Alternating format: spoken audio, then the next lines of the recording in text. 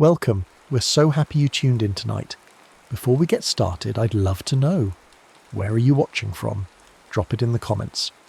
Now, let's get comfortable and drift into deep, peaceful sleep together. The next story is about to begin, please relax and enjoy. The basin had no name on any map, only a warning in red ink that read unstable ground, thermal activity. Ash found it on a morning when the bathhouse thermometers had dropped 3 degrees for the 5th day running, and his father's jaw had gone tight in that particular way that meant money trouble and something worse beneath it.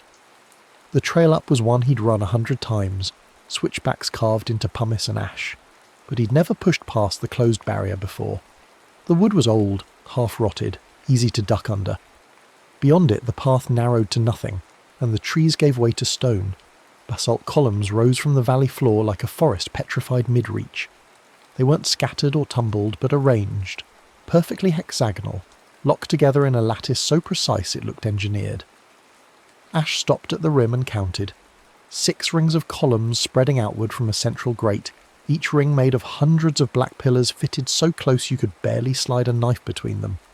The cracks glowed, not bright, not yet, but a faint orange thread ran through every seam, a hairline of heat connecting one column to the next in a pattern that made his eyes water when he tried to follow it all at once.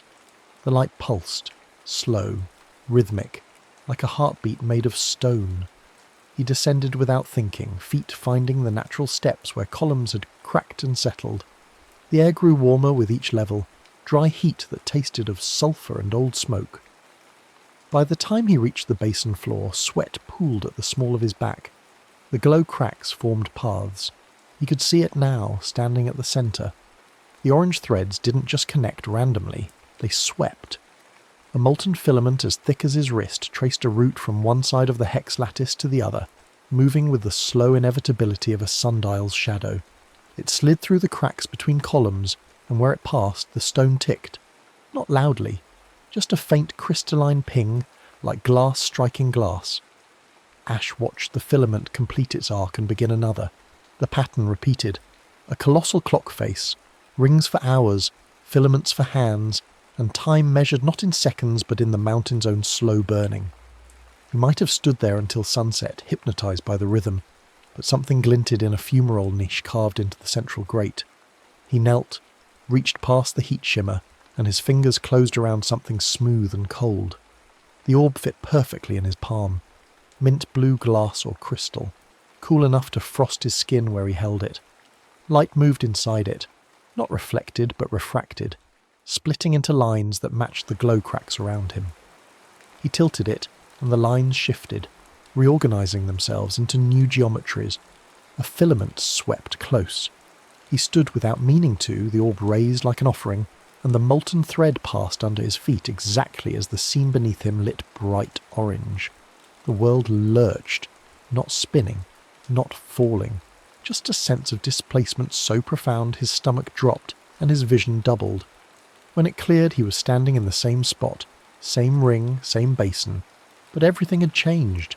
The columns steamed, rivers of incandescent magma poured between them, filling the seams with light so fierce he had to squint. The air roared with heat, and the sky above churned black with ash. No trees on the rim, no trail, just raw volcanic throat belching fire into a world that hadn't yet learned to cool.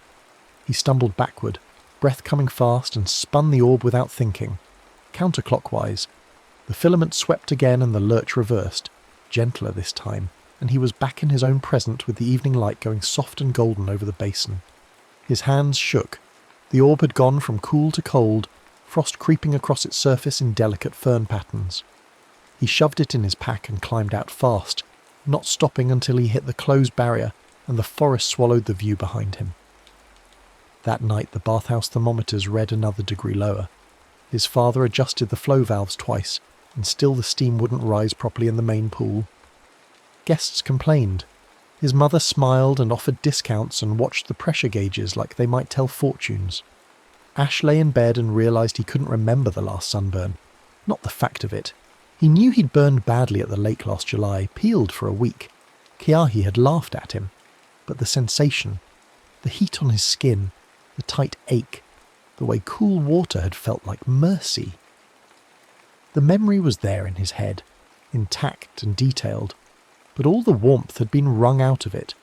It felt like a photograph, flat and distant. He pulled the orb from under his pillow and watched frost bloom across its surface. Kiahi caught him 2 days later, pack-loaded, heading up the trail before dawn. She dropped from a boulder where she'd been waiting and blocked his path with crossed arms and an expression that said she'd practiced this confrontation in the mirror. "You jumped," she said, not a question. Ash tried lying.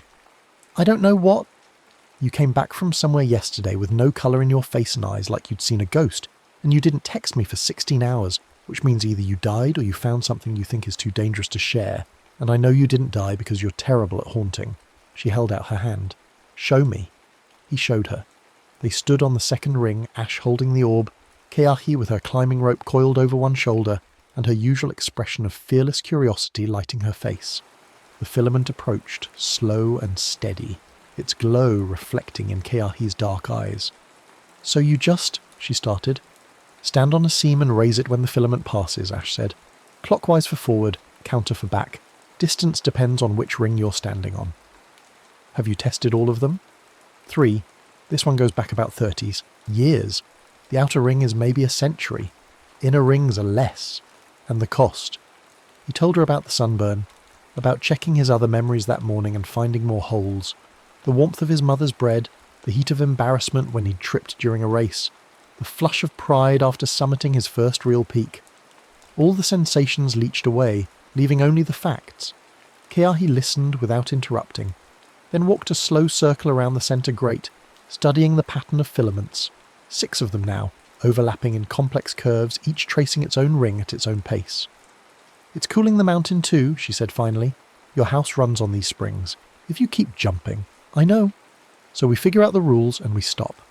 She pulled chalk from her belt pouch and marked the seam where they stood with a bright yellow X. "Training run, 1 jump, observe, come right back, document everything." They spent 3 days mapping the basin. Ash jumped to a time before the last eruption and found the valley lush with forest, birds wheeling overhead in species he didn't recognise. He jumped forward to a future where the bathhouse was a dry husk and tour groups wandered the hex clock with audio guides. The springs long dead. Each return stripped another memory of its warmth, his father's hand on his shoulder, the fever heat of his worst flu, even the sharp burn of touching a hot stove as a child. Kiahi didn't jump. She climbed instead, free-soloing the columns to mark safe paths and timing the filaments with a runner's watch. She discovered the ash fireflies, tiny sparks of cinder that rode the updrafts and drifted, always drifted toward the next place a filament would sweep. A living metronome. "They know something we don't," she said, sketching their paths in her notebook. "They're following a pattern." On the 4th day, they found Dr. Sorrell. She was kneeling at a crossing point where 2 filaments intersected, a bulky piece of equipment set up on a tripod beside her. The device looked like a surveying tool crossed with something medical, all lenses and calibrated dials, and where its beam touched the glowing cracks, the light changed. Shifted from orange to a frozen blue-white that didn't pulse, didn't move, just held steady like a paused video. Ash and Kiahi watched from behind a column as Sorrell extracted something from the locked filament. A crystal the size of a thumb, glowing with captured heat. She dropped it in a padded case with a dozen others and adjusted the device, pinning the filament more securely. "Time-orb," she said, without turning around. "That's what I call it. Temporal energy crystallized by volcanic pressure. I've been tracking this site for 6 years." Kiahi's hand found Ash's wrist squeezed once, a warning. Sorrel stood and faced them. She was younger than Ash expected, maybe 40, with silver threading her black hair and eyes that looked like they'd memorized geological charts. Chronogeologist, she'd called herself in the grant proposal he later found online. Specialist in thermal temporal phenomena, which apparently meant she devoted her career to finding places where time and heat intersected, and she just found the richest vein in the world. "You're the bathhouse kid," she said to Ash. "Your springs are dying because this clock is winding down. The mountain's burning out." She gestured at the basin. "But I can fix it. Lock all 6 filaments at their peak output, harvest the time-orb, and generate enough energy to power the entire region indefinitely. Your town stays warm. I get my research funded. Everyone wins." "Except the mountain," Kiahi said. Sorrel's smile went thin. "The mountain doesn't care. It's a geological process, not a living thing. This," she tapped the frozen filament, "is preservation, sustainability. The alternative is watching everything go cold." Ash felt the orb in his pocket, frost seeping through the fabric. What happens when you lock all 6? The cycle stabilizes. No more eruptions, no more decline. A perfect minute, frozen in amber. She packed her equipment with practiced efficiency. "I'm pinning the 4th hand tomorrow. You should be at home when I finish the 6th. The transitional pulse can be disorienting for organic matter." She left them there with the locked filament humming its frozen note, and ash fireflies circling, confused, unable to find the rhythm they'd always known. That night the bathhouse pressure dropped to half. The main pool sat tepid and still, and guests checked out early. Ash's father didn't adjust the valves, just stood looking at the gauges with his hands in his pockets, and his mother touched his back in a way that meant they'd had this conversation before, in private, where their son wouldn't hear the words bankruptcy or foreclosure, or the name of the city they'd have to move to. Ash tried to remember the warmth of his father's rare hugs, found only the fact that they'd happened, and the shape they'd taken, but no heat in the memory at all. He went back to the basin before dawn. Keahi was already there. Of course she was. She'd roped off 3 of the frozen filaments and marked Sorel's equipment caches with orange flags. "She's got the 4th ready to pin at the 10-minute crossing," Keahi said. "We have maybe an hour before she starts." "We can't let her freeze it." "I know, but if we don't, the springs fail anyway. The mountain's cooling on its own." "I know that too." Keahi pulled her notebook out, pages covered in sketches and calculations. "So we don't stop her and we don't let it cool. We do the thing that scares us most." She showed him the pattern. 6 filaments, 6 rings, and a moment. Just one, maybe 30 seconds long, when the mountain took its breath before erupting. A pressure lull between inhale and blast, when all 6 hands aligned into a perfect hexagonal star, and the system reset itself. If Ash stood at the centre with the orb, raised, if he could time it exactly right, the heat would surge back through every memory he'd stolen from, through every spring the mountain fed, through the whole cycle that Sorel wanted to murder with her pins. "You'd have to be standing there during an eruption," Ash said. "During the lull before it, not the eruption itself." "And if I'm off by 5 seconds? Keahi's smile held no comfort. "Then you're standing at the centre of a volcanic vent when it goes active." They had no better plan. Ash had exhausted his supply of clever fixes, and the bathhouse thermometers were still dropping, and his mother had started packing boxes in the storage room when she thought no one was looking. The plan was simple in the way that made Ash's pulse hammer in his throat. Keahi would free climb to the pinned filaments and physically destroy Sorel's devices, while Ash timed the remaining hands using the ash fireflies as guides. When all 6 filaments moved free and the star alignment approached, he'd raise the orb at the centre grate and hold position through the lull. They started at dusk when the light went copper, and the ash fireflies rose in clouds, sparking against the darkening sky. Sorel was faster than they'd anticipated. By the time they reached the 4th ring, she'd pinned the 5th filament and was setting up on the 6th. Her drones buzzed overhead, surveying and recording, and Ash could see the time-orb crystals in her pack. Dozens of them, glowing cold and stolen. Keahi went first, climbing bare-handed, finding holds in the column faces that shouldn't have existed. She reached the first pin and smashed it with a climbing hammer, and the filament sprang free with a sound like a wire snapping. The mountain shuddered. Sorel shouted something, but her voice was lost in the sudden roar of released pressure. Ash ran for the centre, counting beats, watching the fireflies. They swirled in confused patterns as filaments accelerated, no longer held by artificial constraint, speeding toward their natural rhythm. He could feel the heat rising through the soles of his shoes, the basin waking from Sorel's forced sleep. Keahi hit the 2nd pin, the 3rd. Filaments whipped through the cracks faster now, light strobing across the columns, and the drones wheeled and dove but couldn't find their target in the smoke and steam that was beginning to pour from every vent. The 4th pin went and Sorel lunged for Ash, but Keahi dropped from a column between them, rope in hand, and Ash didn't see how it ended because the fireflies had started to spiral, all of them at once, rising in a column that pointed to the centre grate, and he knew, felt it in his bones like a runner feels the last 100 metres, that the lull was coming. He reached the centre as the sixth filament broke free. All 6 hands swept the basin in accelerating curves, and Ash stood with the orb raised and his breath coming fast.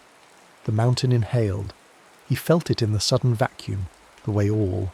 The steam and smoke reversed direction and poured downward into the throat of the volcano, gathering itself for the coming blast. The filaments aligned. Not perfectly, not yet, but close. He rotated the orb, tiny adjustments, guiding them with pressure and intention. He didn't fully understand, but trusted anyway. The way he trusted his feet on a trail, the way he knew when to sprint and when to hold pace. The first filament locked into position on a hex star point. The second, third. The mountain's inhale deepened, pressure building behind the temporary seal. 4th filament, 5th. Ash's hands shook, but he held steady, feeling the weight of every memory he'd stolen from, every degree of warmth he'd pulled out of his own life and the springs that fed his home. The 6th filament slid into place and the star locked true. The lull hit like silence after thunder. Everything stopped. Wind, smoke, sound, and for one perfect breath the basin held absolutely still. Ash set the orb in the centre grate, feeling it click into a socket he hadn't known was there, and heat surged back through every channel at once. The hex star detonated. Not with fire, but with light. Harmless and brilliant, mint blue mixed with orange gold, and the wave of it blasted outward through every seam and crack. Sorrel's remaining pins scattered, sent tumbling into older years where they'd never be found, and her drones dropped from the sky like birds struck by lightning. The columns sang, each one a different note, a different pitch, and together they made a sound like a massive organ pipe filling with breath.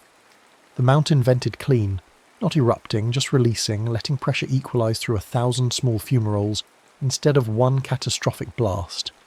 Ash fell backward, away from the grate, and lay on stone that had gone from cold to pleasantly warm.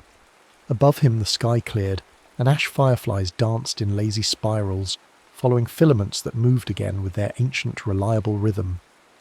Kiahi pulled him upright. Her face was streaked with ash, and her hands were bleeding from the climb, but she was grinning the wild grin of someone who'd just free-soloed a face that shouldn't have been possible. "The gauges," Ash said. "Did it work?" "Won't know until we're down, but feel your hands." He did. They were warm, not burning, just alive with ordinary heat. The kind that came from exertion and adrenaline and standing too close to an active thermal vent. He checked his memories carefully, rifling through them like flashcards. The sunburn was still flat, still distant, but there was a flicker of something in it now, a promise of heat waiting to return. They found Sorel at the rim, sitting with her empty pack and her useless drones and one time-orb crystal she'd palmed before everything broke. She didn't try to stop them leaving, just studied the crystal in the fading light and said, "You didn't fix anything, you only let it keep dying slowly." "No," Kiahi said. "We let it keep living." The walk down took an hour in the dark, following the trail by memory and the glow of Kiahi's headlamp. They reached town as the bathhouse lights were coming on, and Ash saw his father standing outside, hand on one of the external pipes, and even from a distance he could see the steam beginning to curl from the vents again. The thermometers climbed through the night. 3 degrees by midnight, another 2 by dawn. Not to where they'd been before. The mountain had cooled, would always cool. That was the nature of volcanic cycles. But enough. Enough for the springs to run warm, for guests to book rooms, for the gauges to show numbers in the safe green range. Ash's memories didn't return all at once. They heated slowly, like stones left in sun, regaining their warmth in pulses that came when he wasn't paying attention. He'd be running a trail and suddenly remember what heat shimmer on pavement felt like. Eating breakfast and the memory of warm bread would bloom with butter smell and steam. His father's hug before bed came with actual warmth one night a week later, and Ash held on longer than usual, feeling the heat transfer between them like they were stones in the same spring. Kiahi kept one of the scattered time-orb crystals, the smallest size of a pebble. She put it in the bathhouse window where it caught afternoon light and glowed faint mint at closing time, a reminder of the clock that still ticked beneath them, the hands that still swept their ancient patterns, the heat that still cycled through the mountain's bones as it had for millennia. Sorel left town but not the region. Ash spotted her once at a coffee shop, laptop open to seismic data, a single pin on the table beside her mug. She caught his eye and lifted the pin in something between salute and warning. Her work wasn't finished. It would never be finished. Not while mountains breathed and time flowed, and people like her saw cycles as problems to solve instead of rhythms to join. The bathhouse stayed open. The springs flowed warm, not hot, sustainable, fed by a volcano that had remembered how to breathe. And sometimes, on mornings when mist hung low in the valley, Ash would run up to where the closed barrier marked the trail's end, and he'd listen for the distant sound of basalt columns singing their slow measure, counting time in the language of stone and fire, a colossal clock that would tick long after human concerns had cooled to nothing. He never took the orb back. It sat on his desk, frost creeping across its surface, lines refracting into patterns he was learning to read. Not to use, just to watch. To remember that some things were meant to move in cycles, that warmth was precious because it faded, and that the truest way to save something wasn't to freeze it perfect, but to let it burn and cool and burn again, following its own deep rhythm until the mountain itself decided the time had come to sleep. Winter came early that year.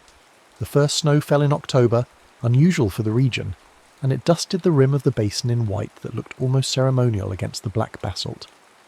Ash made the climb on a Saturday when the bathhouse was full, and his parents were arguing again, though this time about whether to expand the soaking rooms or invest in better filtration. Good arguments, the kind that meant survival instead of surrender. Keahi met him at the closed barrier with thermoses of coffee, and that particular expression she wore when she'd been thinking dangerous thoughts in private and was ready to share them. "I've been timing the filaments," she said as they walked, "tracking them against lunar cycles, tidal patterns, seismic activity in the region. There's a correspondence. To what? Everything. The mountain isn't isolated. It's responding to pressure changes across the entire tectonic plate. When the filaments slow, it's because the whole system is redistributing energy. When they speed up, something's building somewhere else." Exactly. She pulled out her notebook, now full of graphs and calculations that looked more like art than science. Sorel was wrong about sustainability. You can't harvest from one node without affecting the whole network. But she was right that the mountain is cooling, just not dying, maturing. They reached the rim and looked down into the basin. The columns stood quiet in the weak winter light, their glow cracks barely visible, just the faintest pulse of orange threading through black stone. The ash fireflies were gone, dormant or migrated, leaving the air still and cold. Ash could feel the absence where the orb had been. He'd left it at home deliberately, afraid of the temptation to jump to see if the mountain's past held answers to its future. But standing here without it, he felt something else. A different kind of knowing, slower and deeper, the kind that came from watching instead of interfering. "It's teaching us its rhythm," Keahi said, "if we're patient enough to learn." They spent the afternoon documenting the basin's winter state. Keahi photographed the column formations from different angles, measuring shadows and estimating how the low sun would track across the lattice in different months. Ash walked the rings again, this time feeling for temperature gradients with his bare hands, mapping which seams held residual heat and which had gone cold. On the third ring he found something new, a column that had cracked vertically, the split no wider than his finger, and in that crack something grew. A plant he didn't recognise, something primitive and ancient, with fleshy leaves that felt warm to the touch, even in the freezing air. It grew nowhere else in the basin, just this one crack in this one column, sustained by whatever heat still rose from below. "Thermophile," Keahi said, kneeling beside it. "Probably been here for centuries, dormant when the mountain cools, active when it warms. It's old ash, older than the last eruption, maybe older than 10 eruptions." She didn't touch it, neither did he. They just looked at it, this tiny ambassador from the mountain's deep time, proof that the cycles they'd glimpsed were longer and stranger than they'd imagined. The winter deepened, and the bathhouse thrived in the way old businesses do when they've survived one more brush with extinction. Ash's father hired 2 new attendants, and his mother started teaching yoga classes in the meditation room they'd built, where the storage closet used to be. The gauges held steady. Not optimal, but reliable, and reliability was its own kind of wealth. Ash returned to the basin every few weeks. sometimes with Kiahi, more often alone. He never brought the orb. Instead, he brought his notebook and his runner's watch, and the patience Kiahi had talked about, timing the filaments as they moved through their long circuits, noting when they accelerated or slowed, trying to learn the language the mountain spoke in pulses of heat and light. He began to notice patterns. The filaments moved faster on new moons, slower when the snowpack was heaviest on the peaks around them. They responded to distant earthquakes, speeding up hours before the seismic waves arrived, as if the mountain could feel trouble coming through the bedrock itself. And once, during a particularly violent storm, all 6 filaments stopped completely for 17 seconds. And in that frozen moment, Ash felt the pressure change in his ears, felt something vast holding its breath before the thunder cracked and the filaments resumed their sweep. The orb on his desk grew a thin layer of ice one night in January. Not frost, actual ice, crystalline and permanent, sealing the mint blue glass in a shell of frozen water that hadn't been there. Ash tried to chip it away and found he couldn't. The ice was harder than it should be, cold enough to burn his fingers. He brought it to Kiahi, who studied it under her desk lamp with the focused intensity she usually reserved for climbing routes. "It's storing something," she said finally, "or releasing it. The orb was never just a key, it was a battery. Every jump you made charged it with temporal energy, and now that the cycle is stable again, it's discharging, slowly. Over years, probably. Discharging into what? Into you, into the basin, into every memory you stole heat from." She turned the orb carefully, watching how light refracted through the ice. This is how the mountain heals itself. Not all at once, in cycles so slow we're not built to perceive them. Ash took the orb back and set it in the window beside Kiahi's time-orb crystal. The 2 objects sat there like mismatched bookends, one freezing itself in layers, the other holding its stolen warmth in suspension. Together they glowed faint and strange at certain hours, and guests sometimes asked what they were, and Ash's mother would say they were art, geological samples, gifts from friends, whatever story felt true enough. Spring came late, but it came. The snow, retreated from the basin rim and the thermophil in the cracked column, bloomed with tiny red flowers that lasted 3 days before withering back to dormancy. The ash fireflies returned in April, rising from vents that had been sealed all winter, and their patterns were different now, more complex, as if they'd learned something in their long sleep beneath the stone. Ash made the climb on the spring equinox, early morning, the kind of light that makes everything look new-minted and full of promise. He reached the basin as the sun cleared the eastern peaks and saw something that stopped him at the rim, a 7th filament. It was thin, barely visible, threading through cracks in the outermost ring where no filament had moved before.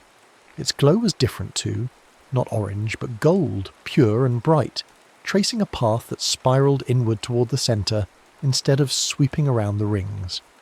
He watched it for an hour, timing its progress, and realised it was moving backward, counter to the other 6, unwinding instead of winding, following a route that the other filaments never touched.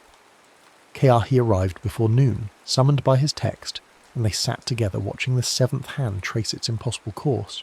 "It's new," she said, "or it's been dormant and now it's active. Either way, the mountain is changing. Is that bad? I don't know. Change isn't good or bad, it just is." She marked the filament's position in her notebook, sketching its spiral path. "But it means the system is still evolving, still alive in ways Sorel never accounted for." They stayed until sunset, watching all 7 filaments move through their patterns, overlapping and separating in rhythms that seemed both random and deeply ordered. And when the light failed, and the columns began to sing their evening note, Ash felt something he hadn't felt since the night of the Hex Star. Not fear, not exactly. More like awe. The sense of standing at the edge of something vast and patient, something that would outlast his understanding and his life and the lives of everyone he knew. The bathhouse prospered. The town grew, carefully, in the way communities do when they've learned the difference between expansion and excess. New families moved in, drawn by the springs and the mountain and stories of the basin that sounded like myths but weren't, quite. The thermal boreholes stayed warm, the pressure held, and every night at closing time the time-orb crystal in the window glowed its faint mint farewell, and the ice-sealed orb beside it reflected the light in patterns that shifted with the seasons. Ash graduated high school that spring. Kiahai had already committed to a geology program on the mainland, her application essay about thermal temporal phenomena earning her a full scholarship and 3 interview requests from professors who thought she was kidding about the hex clock until she sent them her documentation. They'd both be leaving in the fall, moving toward futures that a year ago had seemed impossible when the gauges were dropping and bankruptcy loomed. But before they left, they made one final climb together. Late August, a week before Kiahi's flight, they hiked up in the dark to reach the basin at dawn. They brought no equipment this time, no notebooks or cameras, just themselves and the question that had haunted them both all summer. The 7th filament had completed its inward spiral. It now threaded through the centre grate, moving through cracks they'd never seen before, illuminating chambers beneath the basin that the other 6 filaments never reached. Where it passed, the stone didn't tick. It hummed, a note so low they felt it more than heard it, vibrating up through their bones. "It's a reset," Kiahi said. "Not for the mountain, for the clock itself. Every 100 years, maybe every 1,000, this 7th hand winds through and realigns everything, checks the mechanism, makes sure the cycle stays true." "How long does it take?" "Years, decades, time enough for mountains." They sat at the centre, careful not to touch the grate where the 7th filament pulsed, and watched the sun rise over the basin. The ash fireflies emerged with the light, thousands of them, spiralling upward in columns that matched the pattern of the filaments below. Above them, the sky went pale blue, then gold, then the deep, brilliant azure that meant high pressure and clear weather, the kind of day that made you believe the world was stable even when you knew better. Ash's memories had warmed fully by then, all of them, heated slowly over months until even the oldest ones, childhood fevers, summer sunburn, his father's rare embrace, glowed with their original heat. But they were different now, richer, layered, as if the cooling and reheating had changed their structure, the way carbon under pressure becomes diamond. "We're not going to stop her," Ash said. "Sorrel, she's still out there, still researching. Eventually she'll find another site or she'll come back here with better equipment." "I know. And we're leaving. The mountain won't have us to watch it." "The mountain doesn't need us," Kiai said. "It never did. We just needed it to teach us what time actually means when you're not trying to stop it." They stayed until noon, until the heat grew too intense and they had to retreat to the shaded rim. From there they could see the whole basin, all 7 filaments moving through their intricate dance, and beyond it the town nestled in the valley with its rising steam and its surviving bathhouse and its people who still depended on heat they didn't fully understand. Ash thought about his parents, about the gauges they checked every morning, about the invisible thread connecting their small business to the vast slow breathing of the mountain. He thought about all the people who lived near volcanoes, near fault lines, near rivers that flooded and winds that destroyed, people who'd learned to measure their lives against forces that would outlast them by epochs. "We'll come back," Kiai said. "Holidays, summer breaks. And someone else will find the basin eventually. Someone who needs to learn what we learned." "What if they don't? What if they're like Sorel? Then the mountain will teach them too. Harder maybe, but it'll teach them." They made the descent in silence, the kind of comfortable quiet that comes from having said everything that needed saying. At the closed barrier they paused, looking back up the trail one last time, and Ash thought he could hear it even from this distance, the faint crystalline tick of stone counting time in a rhythm older than memory. The bathhouse was busy when they arrived. Weekend rush, every pool full, steam rising in lazy columns through the open roof panels. Ash's father was at the front desk joking with guests, and his mother was leading a yoga class in the meditation room, her voice carrying the same steady calm she'd maintained through bankruptcy threats and miracle recoveries. The gauges on the wall showed optimal pressure, optimal temperature, optimal flow. Everything exactly as it should be, for now, in this particular moment, until the cycle turned again. Ash and Kiahi went to the private pool in the back, the small one fed by the oldest spring, and sat on the edge with their feet in water that came from somewhere deep and hot and inexplicable. The time-orb crystal in the window caught afternoon light and glowed. The ice-sealed orb beside it had thawed overnight. He'd checked that morning, revealing the mint-blue glass beneath, clear and empty and ready for whatever came next. "Do you think we made the right choice?" Ash asked, letting it stay wild instead of letting her lock it. Keahi was quiet for a long time, watching steam rise from the water. "I think there wasn't a choice. Not really. The mountain was always going to do what it does. We just decided whether to work with it or against it, whether to learn its rhythm or try to stop it. And now? Now we live with what we learned. We carry it with us. And when the cycle turns again, when it cools, when it heats, when it erupts or goes dormant or does something neither of us can predict, we'll remember that trying to freeze a perfect moment is just another way of killing it." The sun moved toward the peaks. Closing time approached. The last guests filtered out, satisfied and drowsy with heat, and Ash's parents began their evening routine of checking valves and balancing flows, their movements synchronized by years of practice. Ash watched them work and saw the warmth between them. Not the dramatic heat of new love, but the steady, sustainable warmth of a well-tended fire. And he understood finally what the mountain had been trying to teach him all along.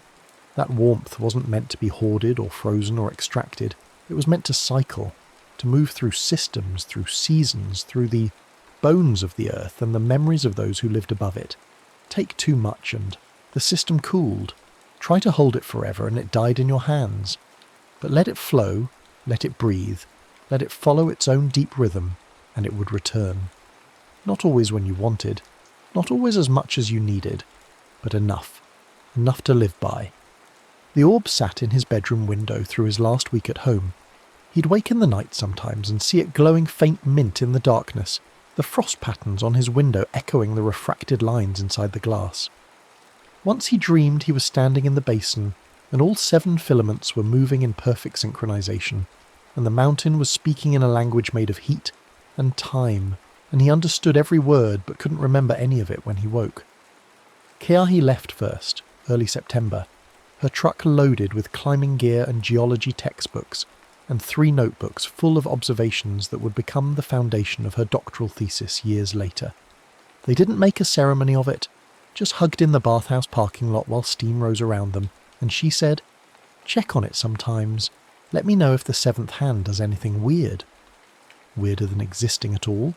Yeah, weirder than that. Ash left a week later. His parents drove him to the airport through morning mist, and his father talked about expansion plans and his mother talked about the new meditation instructor they'd hired, and neither of them mentioned the boxes they'd packed months ago that were still stacked in the storage room, kept now as a reminder instead of a necessity. Insurance against forgetting how close they'd come to losing everything. At the security checkpoint, his mother hugged him, and he felt the warmth of it, really felt it, the heat transfer from her body to his, and he knew he'd remember this one. It would stay warm in his memory because he wasn't stealing from it anymore, wasn't using it as fuel for impossible jumps through time, just letting it be what it was. A moment of warmth in a life full of cooling and heating, and the endless patient cycles between. The first semester passed in a blur of classes and homesickness, and late-night phone calls with Keahi, comparing notes on thermodynamics and temporal theory. He studied environmental science with a focus on geothermal systems, and his professors were impressed by his practical knowledge, though puzzled by some of his questions about heat as a form of memory, about whether geological formations could hold time like batteries, about the relationship between extraction and stewardship. He didn't tell them about the basin. Some things weren't meant for academic papers or peer review. Some things were meant to be experienced directly, learned slowly, earned through patience and respect and the willingness to stand in the centre of something vast without trying to control it. Winter break brought him home to find the town subtly changed. A new hotel on the edge of the valley, built to capitalise on the thermal tourism that had grown since the spring stabilised. More visitors, more cars, more people asking questions about the geology and taking photos of the steam vents and wanting guided tours to places that didn't have names on maps. His father was wary but adaptable. "Growth is like heat," he said one night, checking the gauges that still held steady, still showed optimal numbers. Too much too fast and the system can't handle it, but the right amount at the right pace, that's just part of the cycle. Ash made the climb to the basin on Christmas Eve, alone this time, through fresh snow that made the trail treacherous and beautiful. The closed barrier had been reinforced, a new sign warning of unstable ground and thermal activity, but the wood was still old and he still knew how to slip past. The basin wore winter like a crown. Snow gathered on the column tops but melted in the cracks where heat still rose, creating patterns of white and black that looked almost deliberate. The 7 filaments moved through their courses unhurried, and the 7th hand had progressed another fraction of its inward spiral, now threading through depths Ash couldn't see from the rim. He sat for an hour, watching, timing, documenting nothing, just being present with the mountain's slow breathing. The ash fireflies were dormant, but he could feel them waiting in the stone, ready to emerge when the season turned. And in the deepest crack on the 3rd ring, the ancient thermophil showed the faintest hint of green, preparing for a spring that was still months away, but that the mountain already anticipated. Movement on the opposite rim made him look up. A figure standing in the trees, watching the basin with binoculars and what looked like surveying equipment. Too distant to identify, but the posture was familiar. The stillness of someone who'd learned to observe without interfering, to measure without taking. Sorrel, or someone like her. There would always be someone like her, someone who saw the basin and thought about what could be extracted, about how to freeze a perfect minute and harvest it forever.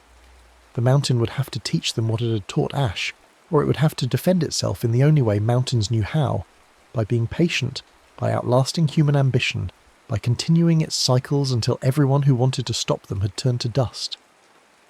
Ash stood and made his way down carefully, leaving tracks in the snow that would melt by afternoon. At the bottom he looked back once and saw the figure still there, still watching, and he felt neither fear nor anger, just a kind of recognition. They were all students of the same vast slow teacher.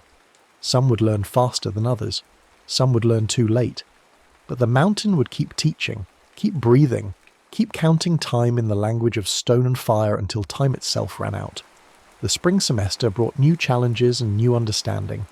Ash wrote papers on sustainable geothermal harvesting, on the difference between extraction and partnership, on indigenous stewardship models that treated thermal features as living relatives rather than resources. His professors were intrigued but sceptical. The paradigm they worked in didn't leave much room for mountains as teachers, or heat as something with memory, or the idea that the best way to preserve a system might be to let it change. But he kept writing, kept researching, kept building the framework that would one day let him return to his valley, not as a fixer, but as a steward. Someone who understood that the gauges in the bathhouse weren't just measuring pressure and temperature, but the health of a relationship between his family and the mountain that fed them. Someone who knew that sustainability wasn't about locking systems in place, but about learning to dance with their rhythms, to take only what you needed when the mountain was willing to give, to step back when the cycle turned toward conservation. Keahi's research progressed faster. By summer she'd co-authored a paper on temporal thermal phenomena that got picked up by a journal, carefully anonymised and scrubbed of any details that might identify the hex clock, but preserved the crucial insight that some geothermal features operated on timescales so vast they appeared stable to human observation, but were in fact dynamically responsive to pressures both local and tectonic, both immediate and ancient. They met at the bathhouse in July, both home for a week between summer internships. The place was thriving now, featured in a travel magazine, booked solid through September. Ash's parents had hired a full staff and his mother had stopped checking the gauges compulsively, though his father still did every morning, a ritual of reassurance more than necessity. "It's holding," Ash said, watching his father's routine from the meditation room doorway. "It's more than holding," his father replied. "It's better than it was before the drop, steadier, like whatever was wrong worked itself out." "Or was worked out," Ash's mother added, joining them with tea that steamed in the morning cool. She looked at her son with an expression that suggested she knew more than she'd said, had pieced together the absences and the strange questions, and the way he'd come back different from his explorations. Sometimes things need to break before they can heal properly. Sometimes the fix isn't stopping the break, but letting it complete, and then tending what grows after. They made the climb together, all 3 of them, Ash and Keahi and one of his father's old friends who'd been a ranger before retirement, and who knew the mountain in ways that predated maps and GPS. He led them past the closed barrier without hesitation, and Ash realised the sign was as much performance as protection, keeping out the tourists who wouldn't respect what they found, while remaining permeable to those who would. The ranger stopped at the rim and gestured for silence. Below them the basin stretched in, its perfect hexagonal symmetry, and all 7 filaments were moving in a pattern Ash had never seen before. Not the usual separate paths, but woven together, intersecting and separating in a dance so complex it made his eyes water to follow. The ash fireflies had emerged in daylight, something he'd never witnessed, and they moved in formations that matched the filaments below, as above, so below, a correspondence between earth and air that suggested intelligence or purpose, or something that transcended both. "It does this sometimes," the ranger said quietly. "My grandfather brought me here when I was young, told me stories about the clock, about how it marked time not just for the mountain, but for the whole region. Said there were families who'd watched it for generations, passing down the knowledge of its rhythms, teaching their children to read what the filaments were saying." "What are they saying now?" Gyahi asked. The ranger was quiet for a long time, watching the dance of light and ash. "That something's coming. Not an eruption. The mountain's not building toward that. Something else. A shift. The kind that happens every few hundred years when the tectonic plates adjust themselves. Won't be catastrophic. Won't even be noticeable to most people. But the mountain feels it coming, and it's preparing." "Should we warn people?" Ash asked. "Warn them of what? That the ground beneath them moves? They live on a volcano. They already know." The ranger smiled. "No. What you do is watch. Document. Learn. So when the shift comes and people panic because their compasses read wrong for a week, or the springs change temperature or the trees lean different, you can tell them it's natural. Part of the cycle. Nothing to freeze or fix or fear." They stayed until the pattern resolved, the 7 filaments separating again into their individual paths, the ash fireflies settling back into their usual drift and rise rhythm. And when they descended, Ash felt something settle in his chest, a weight he'd been carrying without naming it finally easing into acceptance. He couldn't stop Sorel or people like her, couldn't prevent extraction or exploitation, or the 1,000 ways humans would try to harvest what should be honoured, but he could be present, could document and teach and pass down the knowledge of what he'd learned, could stand between the mountain and those who'd harm it, not with force but with understanding, offering an alternative to freezing perfect minutes, the choice to live inside cycles, to accept warmth and cooling both, to measure wealth not in what you held but in what you let flow through. The orb stayed on his desk through his college years, the ice shell gradually thinning as whatever it had stored continued to discharge. By graduation it was clear again, the mint blue glass visible, the refracted lines inside dormant but not dead, just waiting. Kiai's time-orb crystal sat beside it in her dorm room, then her apartment, then her first office as a junior researcher, glowing faint at closing time wherever she was, a reminder of the basin and the mountain and the lesson they'd learned together. Ash returned home after graduation to work with his parents, learning the bathhouse business from foundation to roof, understanding it now as a collaboration with the mountain rather than an extraction from it. He took over checking the gauges each morning, reading them not just for numbers but for the story they told about the mountain's mood, its generosity, its need to conserve. And on days when the temperature dropped or the pressure wavered, he didn't panic or try to fix it. Just noted it, adjusted their operations, and trusted the cycle to complete. Keahi got her doctorate and turned down positions at major universities to work with indigenous communities studying traditional thermal stewardship. She travelled to Iceland and New Zealand and Japan, everywhere volcanoes touched human lives, and everywhere she went she carried her notebooks and her understanding that some knowledge couldn't be extracted, only earned through relationship and time. They stayed in touch across years and distance, comparing notes, sharing observations, building between them a body of knowledge that existed outside academia, outside official channels, preserved instead in conversations and letters, and the occasional visit to the basin where it all began. Sorel published her own papers, technical and brilliant, proposing methods for sustainable geothermal harvesting that sounded reasonable until you understood what she meant by sustainable. Not cyclical, but static. Not flowing, but frozen. She got funding, built prototypes, tested them in places that couldn't teach her what the basin had tried to teach. Some of her projects succeeded in the short term, others failed catastrophically.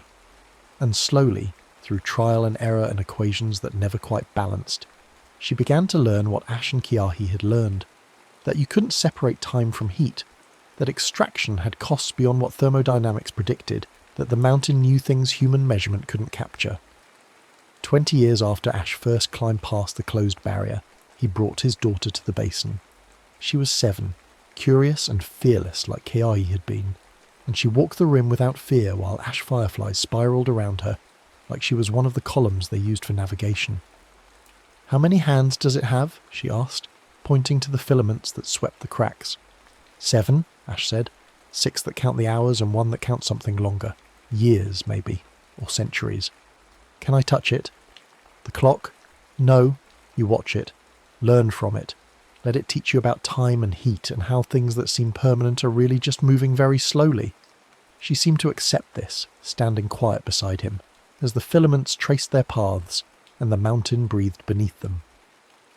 The springs had held steady for 2 decades now, reliable, enough that the bathhouse had expanded twice, carefully, building only what the heat supply could sustain. The town had grown around that limitation, learning to measure its ambitions against the mountain's generosity, developing a culture of stewardship that tourists found charming and old-fashioned, but that Ash knew was simply practical. "Daddy," his daughter said, "why is that column glowing different?" He looked where she pointed. The 3rd ring, the crack where the ancient thermophile grew. The plant was blooming, its red flowers vivid against black stone, but the glow beneath it had changed. Not orange, but gold, the colour of the 7th filament, and even as he watched, a thin tendril of golden light separated from the main spiral and threaded upward through the crack, feeding the plant with something that looked like light but felt like time. A branch. The 7th hand growing branches, feeding systems within the mountain that had been dormant for however long it took for the clock itself to complete its largest cycle.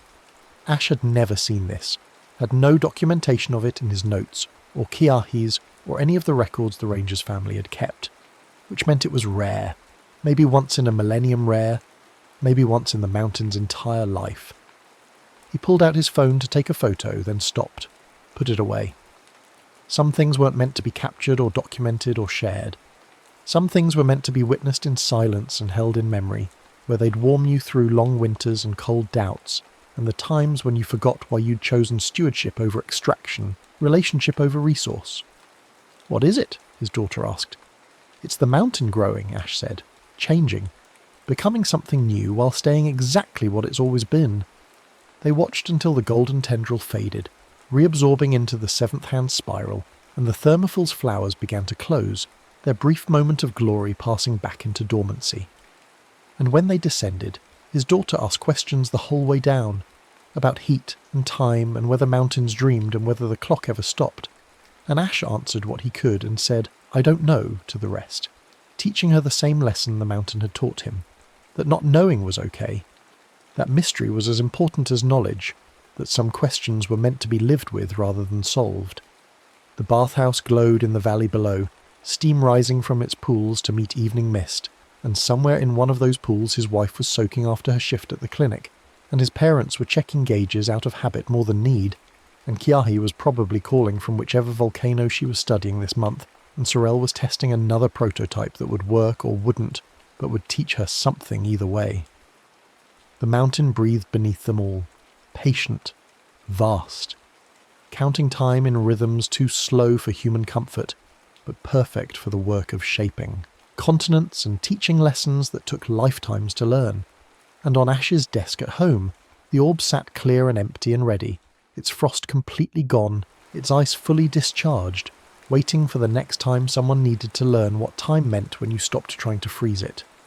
The 7th hand continued its inward spiral, unhurried, certain, tracing paths through stone that had been there since the mountain was young and would remain until it was old. And in 1,000 years or 10,000, when it completed its circuit and reversed direction, beginning the long spiral back toward the outer rings, someone would be there to witness it. Someone would stand at the rim and watch the filaments dance and understand, or begin to understand, that the truest clock doesn't tell you what time it is, but teaches you what time means. How to live inside it. How to respect it. How to let it flow through you like heat through stone, taking what warmth you need, giving back what cold you must, and trusting the cycle to balance itself across spans too vast for human worry, but perfect for the deep, slow breathing of mountains. The next story is about to begin. Please relax and enjoy. The storm had passed before moonrise, dragging its last grey curtains eastward across the channel. Koa felt the silence more than heard it, a sudden absence of howl and hammer that left his ears ringing. He lay in bed watching the ceiling beams, counting his own heartbeats, waiting for the familiar rhythm of surf to settle back into something he recognised. When it did, slower and stranger than usual, he pulled on his wetsuit pants and walked barefoot down the cliff path toward the reef. The tide was still falling.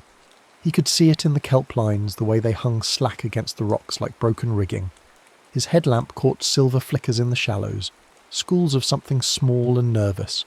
The air tasted of salt and ozone, and beneath that something sweeter, older, like flowers left too long in seawater. He clicked off his light and let his eyes adjust. That was when he saw it. The reef was glowing. Not the familiar green shimmer of summer plankton, but a deep cyan pulse that traced a pattern across the exposed rock. Starting near the point where the basalt met the sand, a line of tide pools lit up in sequence, each one brighter than the last, curving inward in a spiral that tightened toward a centre he could not quite see. He stood with water lapping at his ankles and counted them. 1, 1 again, 2, 3, 5, 8. The numbers felt right in a way that made his spine prickle. Fibonacci. He had graphed it once from marine bio, the way nautilus shells grew, the way storm swells stacked. Koa walked closer. Each pool reflected the night sky with impossible clarity, stars scattered across black water like salt spilled on obsidian. Orion, the Pleiades, Cassiopeia folded in her chair. He knelt beside the outermost pool and saw the foam along its edge had arranged itself into constellations, delicate and precise. But something was wrong. He tilted his head, matching the sky above to the sky below, and found it. A gap. In the water's reflection, where a star should have been in the lower arc of the Great Bear, there was only darkness. He looked up. The star was there, faint but present. He looked down. Gone. The spiral called to him. He did not know how else to describe it. A pull like current, like the way a rip knows exactly where you should not swim. He followed the glowing curve inward, stepping carefully from pool to pool until he reached the third in the sequence and nearly tripped over something wedged between two rocks. He crouched and worked it free. A shell. Not any shell, but a nautilus cut in half, its inner chambers polished smooth, a spiral within a spiral. The outer rim was marked with tiny carved notches, and inside a second whirl rotated freely on a pin of coral. A compass, or something like one. He held it up, aligning the whirl with the pool at his feet, and the notches clicked into place with a sound like glass tapping glass. The world lurched. It was not a sound or a light, but a sensation of falling sideways, through something thick as honey. His vision blurred. The pools rearranged themselves. The rock shifted underfoot, and suddenly the surf was louder, rougher, crashing over stones that had been dry a moment before. Koa stumbled backward and splashed into shallow water, gasping. When his eyes cleared, the lighthouse was gone. Not dark, not broken, gone. Where Aunt Pilly's white tower should have stood against the sky, there was only headland and grass and a small fire burning near the cliff edge. Figures moved around it, wrapped in blankets. The air smelled of wood smoke and fish. The reef still glowed beneath him, the same cyan spiral, but the flotsam scattered along the tide line was different. Glass fishing floats, hemp nets, no plastic, no nylon, no painted buoys. "You're standing in the memory," a voice said. Koa spun. A kid stood at the edge of the firelight, maybe his age, maybe younger, bare-chested and salt-crusted. Dark hair pulled back with a cord, eyes that caught the glow of the pools and held it. The kid tilted his head, studying him the way you might study a fish that had washed up alive in the wrong season. "What are you?" Koa managed. "Neri," the kid said. "You?" Koa. He was still holding the shell compass. "What happened? Where?" "When," Neri corrected. "You stepped the spiral, 1 to 1, same place, different time." He walked closer, feet sure on the wet rock. "You need to go back before the hourglass runs out." "Hourglass?" Nera pointed to the pool Koa had just stepped from. There, half buried in sand at its centre, were 2 perfect cones of sand facing each other, grains trickling from one to the other with each surge of water. A timer. Koa watched it for 3 breaths, and saw the flow quicken. The more you jump, Nira said, the faster they run, and when they empty, he made a gesture like smoke dispersing. The reef forgets you. You become part of the wrong time, and your time becomes part of nothing. Koa looked at the shell in his hands, then at the spiral still glowing beneath the surface. How do I go back? Same way you came, stand where you stood, align the whirl, step back up the sequence. Nira's expression softened slightly. But you should ask yourself why you came at all. I didn't mean to. The spiral doesn't open for accidents. Koa turned the shell over. In the cup of the Nautilus, where the smallest chamber curled tight, there was a hollow, a space that looked like it should hold something, but did not. He thought of the missing star. There's a gap, he said, in the reflection. Nira's face went still. Then someone's been poaching. Poaching what? Stars. They're reflections. The old roots read them. You take a star from the water, you take a path from the sea. Nira glanced toward the fire, then back. There's a man. The tide mason. He traps them in glass, sells them to ships that don't want to be followed. If he's working again, he stopped. You need to go, now, before the hourglass runs. Koa wanted to ask more, but the sand cones were already a third empty. He positioned himself over the pool, lined up the shell compass, and stepped. The world shuddered. The fire vanished. The lighthouse blinked back into existence, its beams sweeping across the water in the steady rhythm he had known all his life. He stood on dry rock, breathing hard, the shell still warm in his hands. But something was different. He looked toward the jetty, the old concrete arm that hooked into the channel and squinted. The painted arrow he used for swell readings, the one someone had sprayed in orange 40 years ago to mark the safe line, was gone. Not faded, erased, as if it had never been. The hourglass rule, he thought. Each jump costs something. He climbed back up the cliff path and did not sleep. By morning the spiral had faded, the pools returning to ordinary tide pools full of anemones and crabs and broken urchin shells. Koa sat on his bed with the shell compass, turning it over and over, feeling the weight of it, the smooth chambers and the carved notches. He counted them. 37. Enough for many jumps if he was careful. If he was foolish. He thought about Nair's warning and the missing star and the way the arrow had simply vanished from the jetty, and he thought about all the small things that made the coastline his, the things he had memorised without meaning to. The buoy bell that rang off key, the driftwood bench near the point, the exact angle of the lighthouse beam when it crossed his window at 2 a.m. How many jumps before the coast forgot him entirely. He went to the lighthouse after breakfast. Aunt Pilly was in the lamp room, cleaning the Fresnel lenses with a cloth that smelled like vinegar and patience. She did not turn when he climbed the iron stairs, but she smiled into the glass. "Storm knock something loose in your head?" she asked. "Maybe." He leaned against the railing. Below, the reef stretched out in its ordinary grey-brown tangle. You ever hear stories about the tide pools? About them glowing? Bioluminescence, every few summers. Not green, cyan, in a pattern. She stopped wiping and looked at him properly. Her eyes were the same colour as the deep water beyond the breakers, grey-blue and measuring.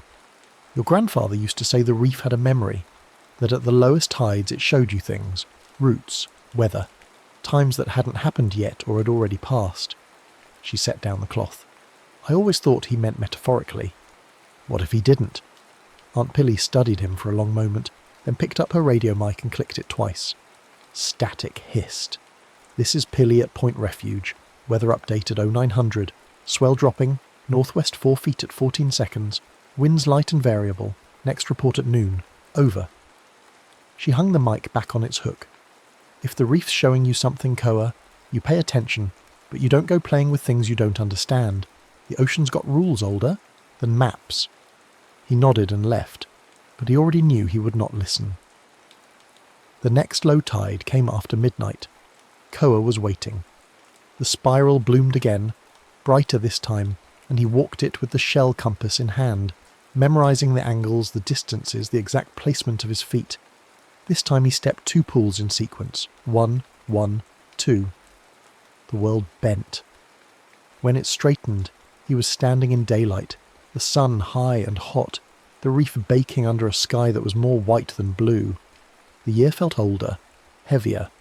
He saw a wooden marker half buried in sand near the waterline, carved with symbols he did not recognise. a current indicator. He memorised its position, the way it pointed, and then stepped back. The marker was gone in the present. So was the graffiti on the big rock near the beach access, the heart with initials he had seen every day for years. He tried 3 steps next. The world peeled back further. He stood in fog so thick he could barely see his own hands, and through the mist came the sound of hammers, men shouting, the groan of a crane. The lighthouse was half built, a skeleton of iron and timber, and crews worked the scaffold like spiders. He watched for as long as he dared, then returned. The driftwood bench was gone. 5 steps took him to an era of sail. The bay was crowded with ships, their masts like a burned forest. Nera was there, older this time, or maybe younger, standing with a group of elders who were reading the stars with sextants and string. They spoke a language Koa almost understood, and Nera taught him the old names for currents, the way to dead reckon when clouds hid the sky. Koa listened and learned and stepped back. The buoy bell did not ring anymore. It was still there. He could see it bobbing in the channel, but when the swell pushed it, there was only silence. "You're running out of coast," Nera said the next time they met. He was sitting on a rock in some middle century, watching Koa step through. "I can see it on you, like you're fading at the edges. I need to understand how this works. You need to stop. There's a man stealing stars. You said so yourself." Nera looked away. "The tide mason doesn't steal. He harvests. He thinks reflections are just light, that taking them doesn't hurt anything. But the stars in the water aren't reflections. They're anchors. They hold the roots in place. You take one, and ships lose their way. People forget how to find home." He picked up a pebble and threw it into the glowing pool. "He's been doing it for longer than I've been alive. Maybe longer than anyone's been alive. He moves between times like you, but he's better at it, and he's got glass floats that trap the light. So we stop him." "We?" Neri laughed, sharp and bitter. "I'm stuck here, Koa. This is my time. I can't leave it without a compass like yours, and even if I could, the reef would forget me faster than it's forgetting you. You want to stop him? You do it alone." But Koa heard the lie, in his voice, the want. The way Neri's eyes flicked to the shell compass, and then away. "Come with me," Koa said. Neri hesitated. Then slowly he nodded. They saw the tide mason 3 jumps later. Koa had stepped to the 8th pool, Nera following on a second compass Koa had found wedged in the reef's heart when the skiff appeared. It moved wrong, cutting across the water at an angle that ignored the current, its wake stitched from multiple eras, foam that sparkled with impossible colours. The man at the tiller was tall and narrow, dressed in a coat that might have been salvaged from a dozen shipwrecks, buttons mismatched, fabric patched with sail canvas and oilskin. His face was sharp and patient, the face of someone who had learned to wait out storms by becoming part of them. Hanging from the skiff's rigging were glass floats, dozens of them, each one glowing faintly with trapped starlight. They clinked against each other with a sound like wind chimes made of ice. The tide mason saw them and smiled. He did not stop. Instead, he reached down into the water, fingers trailing across the surface of the pool that mirrored Koa's missing star, and when he lifted his hand, the reflection came with it, pulled free like silk from a loom. He folded it into a glass float, sealed it with a cork, and hung it among the others. The gap in the sky widened. Koa felt it like a tooth pulled, a sudden absence that made the whole reef shudder. "Hey!" Koa shouted, but the tide mason was already moving, his skiff sliding forward into a different time, the wake erasing itself as it went. Neri grabbed Koa's arm. "Don't chase him unprepared. He'll drown you in years." But the hourglass in the pool was spinning faster now, grains blurring, and Koa could feel the coast shrinking behind him. He turned to climb back up the cliff path and stopped. The path was shorter. Rocks he remembered were simply not there, as if the headland had been sanded down by centuries that never happened. At the lighthouse, Aunt Pilly's voice crackled over the radio.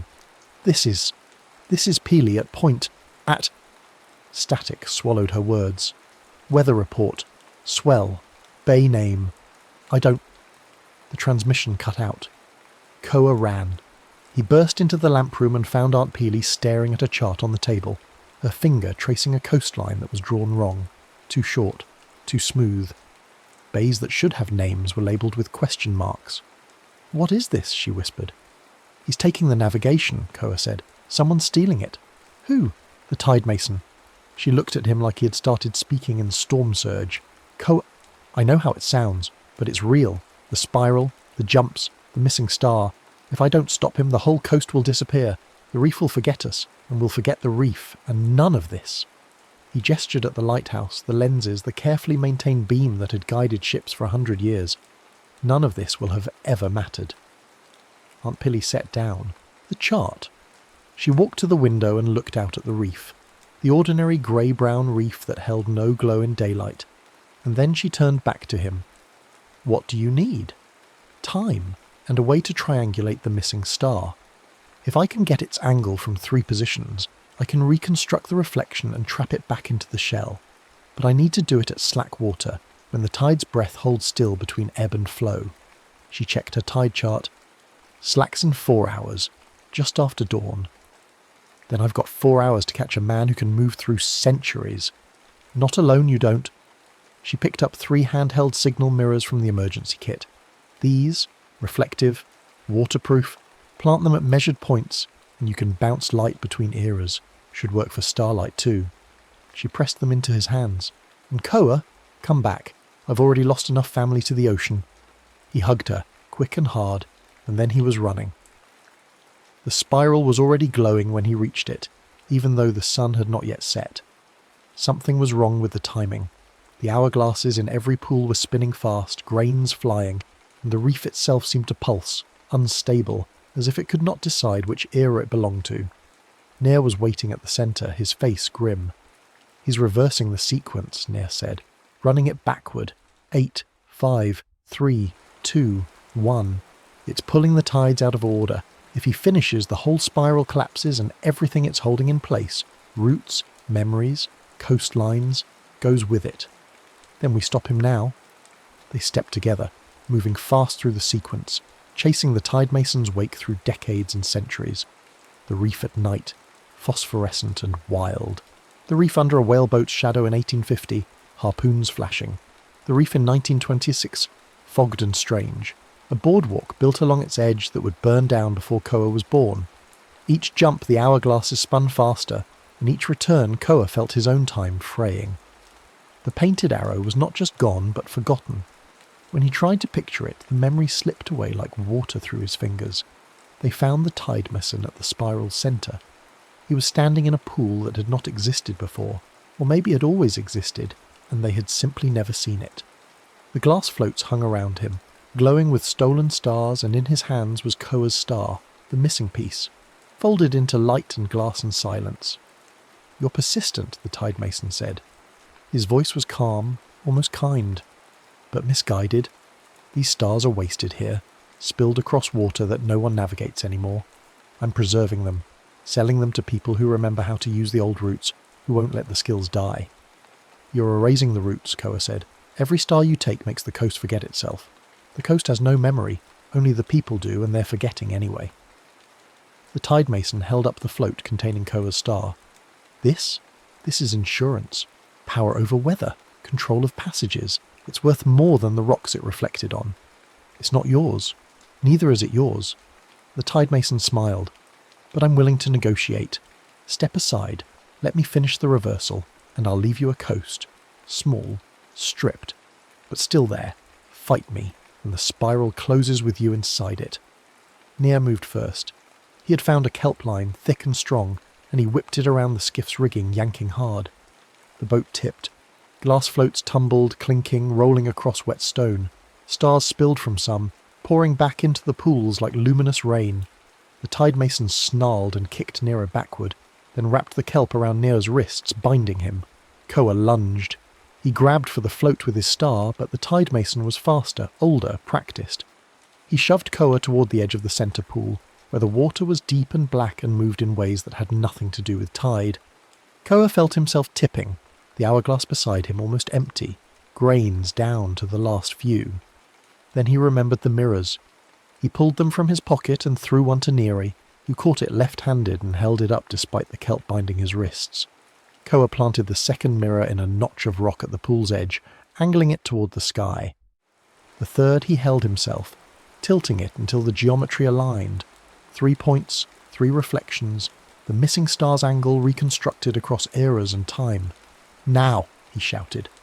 Near angled his mirror. Light bounced. The star's reflection threaded from glass to water to sky to shell, and Koa caught it in the cup of the Nautilus, in that hollow chamber that had been waiting. He held his breath.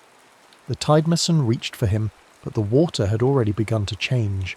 The reflection solidified, clicking into place like a key in a lock, and above them the gap in the constellation sealed shut. The sky snapped whole. The glass floats shattered. One by one they cracked, releasing stars in a rush of cyan light that poured back into the pools, back into the roots, back into memory. The Tidemason's skiff lost its way, the stitched wake unravelling, and he stumbled, reaching for rigging that was no longer there. "You don't understand," he said, and his voice was desperate now. "Without these they'll forget how to sail, how to read the currents, how to find home." "Then we'll teach them again," Koa said. "The right way." The spiral brightened once, a final pulse of cyan that lit the entire reef, and then it dimmed. The pools returned to darkness. Slack water arrived, breath held between ebb and flood, and Koa exhaled slowly, standing in the centre with the shell compass in his hands and the star's reflection warm in its cup. The world steadied. When he opened his eyes, he was back in his own time, the lighthouse beam sweeping across the water in its familiar rhythm. Aunt Peely's voice crackled over the radio, clear and strong. "This is Peely at Point Refuge. Weather at 600. Swells up, kiddo. Winds northwest 15. Over." Koa looked toward the jetty. The painted arrow was back, faint but there, like something remembered after a long dream. The buoy bell rang, its tone slightly different than before, but true. The driftwood bench sat in its spot near the point, weathered and patient.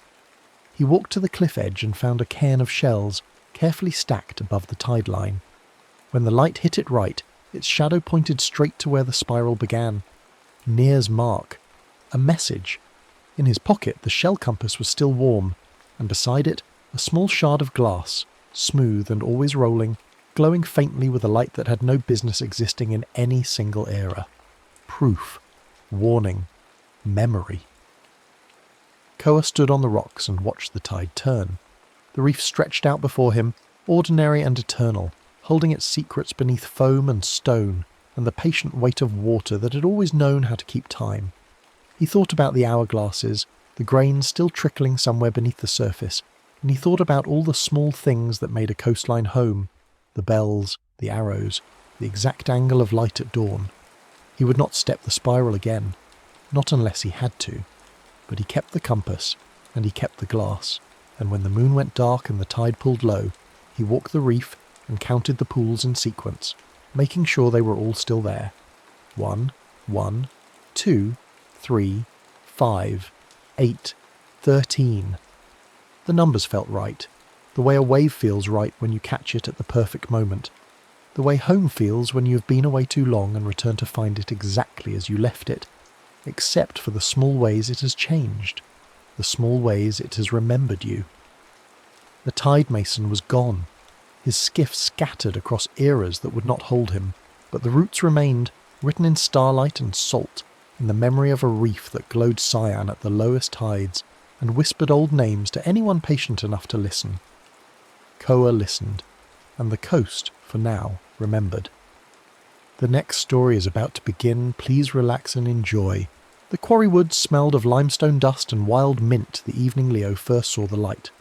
Not lamplight, not headlights threading through the pines, but something older, something that pulsed like a heartbeat seen through closed eyelids. He'd been skating the empty lot behind the rail depot, grinding the same cracked curb over and over, trying to wear the afternoon down to nothing, trying not to think about the note folded in his pocket. Had to go. You understand. Dad. He didn't understand. But the light called anyway. Leo kicked his board into his hand and followed the glow down a deer path he'd never noticed before. Though he'd mapped these woods 100 times in his notebooks, every trail and sinkhole and moss-slick boulder rendered in careful pencil. The light grew warmer as he descended, and the air changed, thickened with something sweet and green that made his chest ache. At the bottom of a limestone sink ringed by elderflower and wild grapevine stood a tree. No, not a tree. The tree. Its trunk was massive, wide as a bus laid sideways, and the bark shimmered like dark vellum stretched over something alive and luminous. Where other trees wore bark in rough plates or peeling strips, this one bore rings, concentric circles etched so fine they seemed carved by a jeweller's hand, each one marked with faint numerals that glowed when Leo's shadow crossed them. 2024, 2023, 2022. The numbers spiralled inward toward the heartwood, backward through decades, perhaps centuries. The branches overhead spread like bronze filigree, and from them hung leaves shaped like tiny hourglasses, sand trickling grain by grain, flipping over when the last fell through. And the fruit. God, the fruit. They hung heavy among the leaves, orbs the size of grapefruits that pulsed with inner light. Some glowed pale mint green, others burned soft gold, still others smouldered ember orange or shone cold winter blue. Fireflies spiralled around them, drunk on the sap that wept from the bark in luminous beads, and the whole grove hummed with a sound like wind through glass chimes. Leo's hand moved before his mind caught up. He reached for a golden orb, heavy and warm in his palm, and touched his fingertips to the ring marked 2018. The world folded.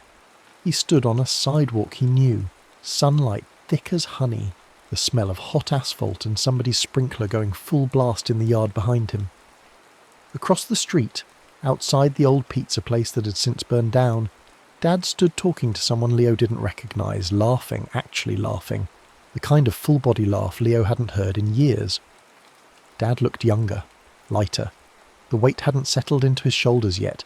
The shadow hadn't crept behind his eyes. Leo tried to call out, but his voice came out wrong, thin and distant, like shouting underwater. Dad didn't turn. Nobody turned. He was smoke here, a whisper, less than a ghost. Then the world snapped back. He stood in the grove again, the golden orb still, warm in his hand, but something had changed. The summer air touched his skin differently, muted, as if a pane of glass had been slipped between him and the world. He lifted his hand to his face and caught no scent at all from the orb, though moments before it had smelled like August noon and carnival lemonade. You took the deal without asking the price, Leo spun. A girl his age stood at the grove's edge, backpack slung over one shoulder, dirt under her nails, a trowel sticking out of her pocket. Dark eyes that missed nothing. Aya from his biology class, the one who grew ghost orchids in mason jars and knew the Latin names of every weed in the parking lot. I didn't take anything, Leo said, but his voice sounded hollow even to himself. You jumped, Aya said, stepping closer, studying him the way she studied plants, methodically, patiently, looking for the pattern. Which year? How do you... I've been tracking the grove for 3 months. Every time someone eats from this place, the channels dry up for a week and plants die downriver. She gestured to shallow waterways cut into the limestone, barely visible beneath the moss, feeding a pool at the tree's base. The pool's surface was mirror still, and when Leo looked, he saw the tree's rings reflected there like a map, each circle distinct, each number glowing faint. 2018, he admitted. Just to see, just to... Feel something, Aya finished. She didn't sound judgmental, only tired. Cost you anything? Leo breathed in, trying to catch the scent of mint from the green orbs nearby. Nothing. Summer felt flat now, one-dimensional, like a photograph of warmth instead of warmth itself. I can't smell it anymore, he said quietly. Summer, it's just... gone. Aya nodded, as if she'd expected exactly this. The tree drinks memories, seasonal ones first, little bites, smell, colour, texture. You jump again before those hourglass leaves finish turning. You lose bigger chunks, months, whole feelings. She pointed up at the branches where 5 leaves hung on a limb, directly above the ring marked 2024. One had just dropped, sand pooled at the bottom waiting to flip. There are rules, she continued, voice soft but firm. Touch a ring with a ripe orb, you jump to that year in the fruit season, but you're just watching. To change something, you'd have to plant the seed inside, that little kernel at the centre. Plant it in the when and where, and the change ripples out, but it stresses the rings, cracks them. Who told you all this? Nobody tells you. You watch long enough, you learn. She crouched by the pool, dipping her fingers in. Somebody else has been learning too. Someone who prunes. She tilted the water and the reflection shifted. Leo saw it then. The ring marked 2019 bore a narrow groove, as if something had been chiselled away, and near it a figure moved in the tree's shadow. Tall, elegant, ageless, in the way antique mirrors are ageless, wearing a coat too fine for quarry woods and carrying what looked like a surgeon's kit of silver tools. The arborist. Who? Keeper, gardener, thief, depending how you look at it. Aya's jaw tightened. Grafts pieces of time, bottles the orb pulp, sells it to collectors who want to remember things exactly as they choose, thinks history grows best when you prune away the painful parts. Leo stared at the reflection. The arborist was carving again, delicate cuts into rings Leo couldn't make out, and each slice made the hourglass leaves shiver and flip faster. Why would anyone? Because pain is loud, Aya said, and some people think silence is the same as peace. Leo thought of the note in his pocket. Had to go. No explanation, no warning, just absence where a person used to stand. If he could prune that day, would it hurt less? Would Dad still be here, laughing like he had in 2018? Don't, Aya said, reading his face. I've seen what happens when people try to cut grief out. The tree compensates. Take something else. Last guy who tried lost his sister. She just vanished from every photograph, every memory, every birthday. The rings closed over her like water. Leo's throat tightened. He looked down at the golden orb in his hand, still warm, still glowing. Inside, barely visible through the translucent skin, he saw the seed. Small, dark, holding the core of that 2018 moment in its husk. What if I just looked, he asked. Not to change anything, just to understand. Aya studied him a long moment. Then she reached into her backpack and pulled out a mason jar half full of glowing sap, the kind that wept from the bark. If you're going to be stupid, she said, at least be careful. Scribe a circle on your wrist before you jump, sap an intention. It marks you as a guest, not a ghost. You get 1 free question per trip, and the tree remembers if you lie. She showed him, dipped her thumb in the sap and drew a thin ring around her left wrist. It glowed faint blue, then sank into her skin like a tattoo made of a light. Leo did the same. The sap was warm, sticky, and smelled faintly of cedar smoke and rain. One more thing, Aya said. To get home whole, really home, not just back, you need to close the loop. 4 seeds, 1 from each season, pressed into your year's ring and traced with sap in a full circle. Otherwise you're always halfway gone. Part of you still wandering. Where do I find 4 seeds that matter? That, Aya said, is the question, isn't it? Over the next week Leo jumped carefully. Spring mint green orbs took him to March mornings. The first garden Dad had planted after Mom left. Daffodils pushing through cold mud. Summer gold sent him to the beach day when he was 8. Sand hot under his feet. Dad teaching him to body surf. Autumn ember showed him his grandparents' harvest. The smell of cider boiling on the stove. Leaves crunching underfoot. Winter blue dropped him into a blizzard when he was 12, Dad pulling him out of a snowbank, laughing through frozen breath. Each jump stripped another layer. After spring, cut grass smelled like nothing. After summer, he couldn't remember what warm sand felt like on his palms. Autumn took the taste of cider, sharp and sweet. Winter stole the sparkle of fresh snow under streetlights. But he gathered the seeds, pocketed them carefully, each one a kernel of the core moment, the heart of the season. 4 small dark things that thrummed with potential. Aya met him each dawn, checking his eyes, his pulse, making sure he wasn't fading. You're holding, she said after the 4th jump, barely. I just need to plant them, Leo said, though his voice sounded strange, flattened. The world around him had lost texture. Food tasted like cardboard. Music was just organised noise. He moved through days like a figure in a snow globe, sealed behind glass. Not yet, Aya warned. The arborist's been busy. She showed him the pool. The rings had changed. Whole years were missing. 2003, 2011, 2017. Pruned so cleanly the tree had closed over them like scar tissue. On Main Street, the town mural now showed a different dedication date. The old stone bridge everyone used as a landmark had vanished from directions, from maps, from memory. Only Leo and Aya, marked by the grove's sap, still remembered it had existed. 3 painful years, Aya said quietly. Town votes, budget cuts, people leaving. He's rewriting it into something prettier. Can he do that? He is doing it. The nights grew strange after that. Leo would wake to find his notebooks altered. Whole pages of maps showing streets that no longer led anywhere. Parks that had been replaced by blank spaces labelled only municipal easement, in his own handwriting he didn't remember making. At school, teachers stumbled over attendance, uncertain why certain desks sat empty, when no one could recall the students who'd once filled them. The erasure was spreading, quiet as rot, steady as rust. Aya began documenting everything. She photographed street signs, copied down plaques, pressed flowers from gardens that might vanish overnight. Her bedroom became an archive of a town slowly forgetting itself, and she carried a shoebox of evidence everywhere, convinced that memory preserved in multiple forms might resist the pruning. "It's not just years," she told Leo one afternoon in the Grove, crouched beside the reflection pool with her phone out, comparing a photograph of Main Street to what the water showed.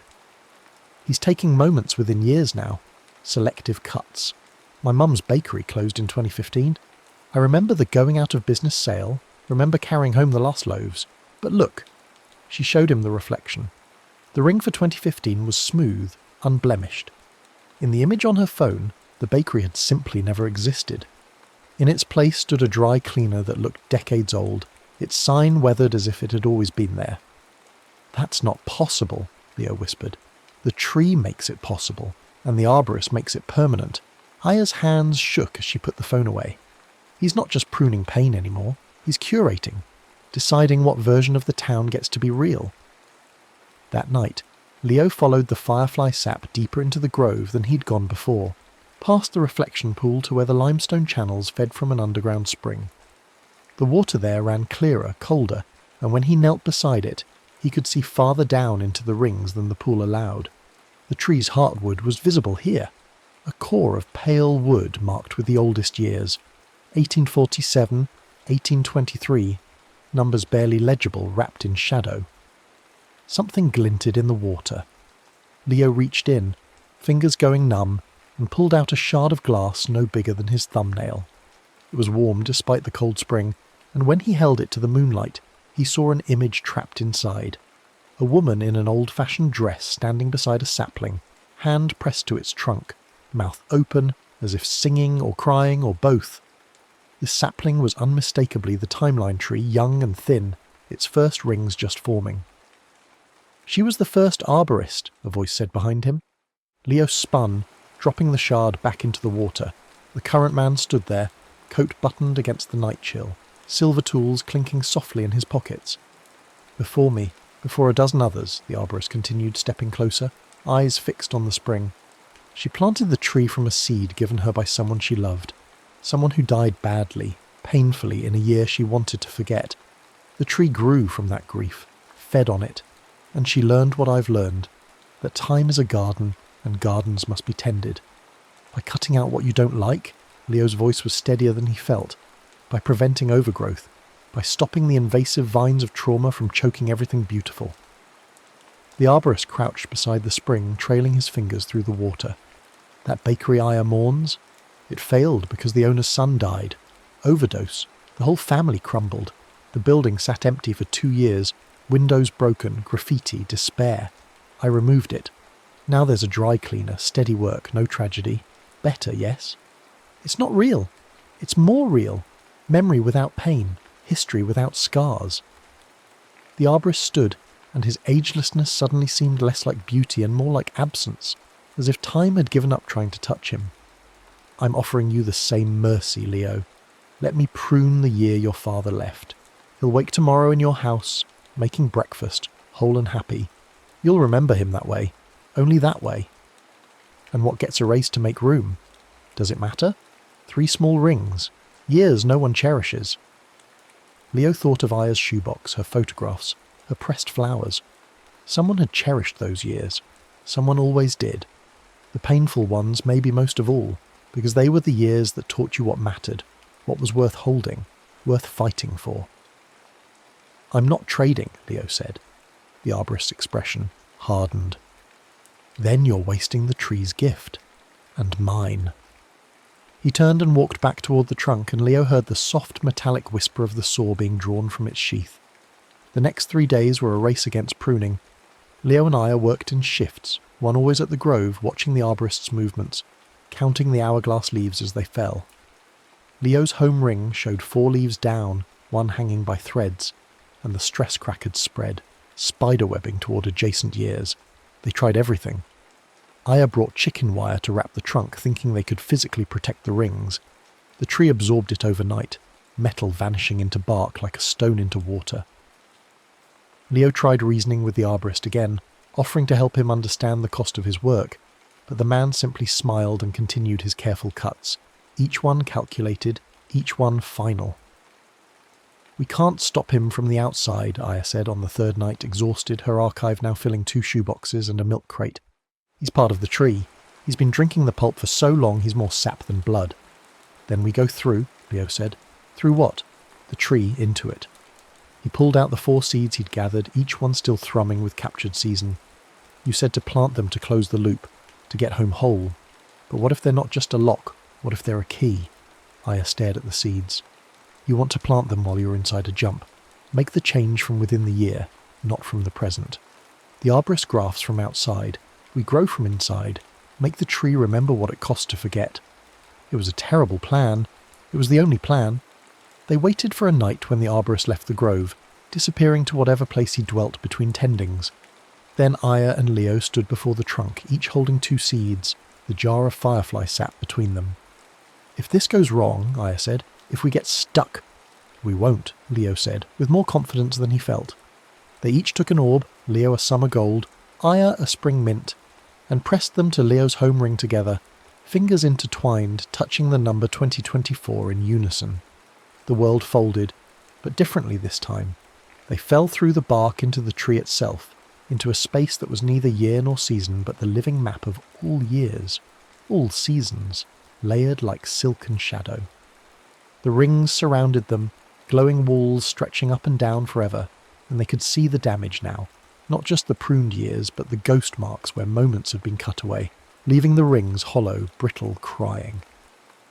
"He's killing it," Aya breathed. "The tree's dying from the inside." They could see the arborist's work everywhere, decades of careful cuts, each one weakening the structure, making the next cut easier. The tree had become a shell, beautiful on the outside, collapsing within. "The seeds," Leo said, "we plant them here, now, in the wood itself." They pressed the 4 seeds, spring, summer, autumn, winter, into the inner bark of Leo's ring, and the tree drank them differently than it had drunk his memories. These it welcomed, pulling them deep, and Leo felt the seasons flood back through him, not as loss, but as return. Grass scent and sand warmth and cider taste and snow sparkle, all of it rushing home, and with it came something else, the tree's memory. He saw the woman from the glass shard, young and grieving, planting the first seed. Saw the tree grow tall on sorrow, yes, but also on love, on the fierce, bright determination to remember truly, completely, even when remembering hurt. The tree had never been meant for pruning. It had been planted as a monument to wholeness, to the acceptance of all seasons, bitter and sweet together. The arborist had broken the first rule. He'd tried to make the tree forget itself. Leo and Aya pulled the jar of sap from Aya's backpack and began to scribe, not around Leo's ring, but around all the rings together, a vast spiral working inward from the present toward the heartwood. They drew with both hands, fingers cramping, the glow spreading like dawn, and as they marked each ring, the ghost spaces filled. The pruned years returned, not erased but remembered, scars and all. The tree surged with relief, with recognition, and they felt it wake, truly wake, for the first time in decades. The arborist appeared that night, stepping from behind the trunk as if the tree had exhaled him. Up close, he was beautiful in a way that hurt to look at. Features sharp as cut glass, eyes pale as winter fog, coat lined with silk the colour of old honey. He carried his silver tools in a leather roll and moved with the precision of someone who had grafted 1,000 branches, bottled 1,000 moments, pruned 1,000 regrets. "You're the map boy," he said, voice smooth, cultured, kind. "I've been watching you circle my work, trying to understand." "Your work?" Leo's hands curled into fists. You're erasing people, years, whole pieces of history, the arborist finished. And history is a garden, boy.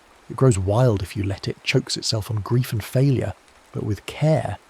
He gestured to the trunk, to the rings that gleamed so perfectly now, unbroken, unblemished.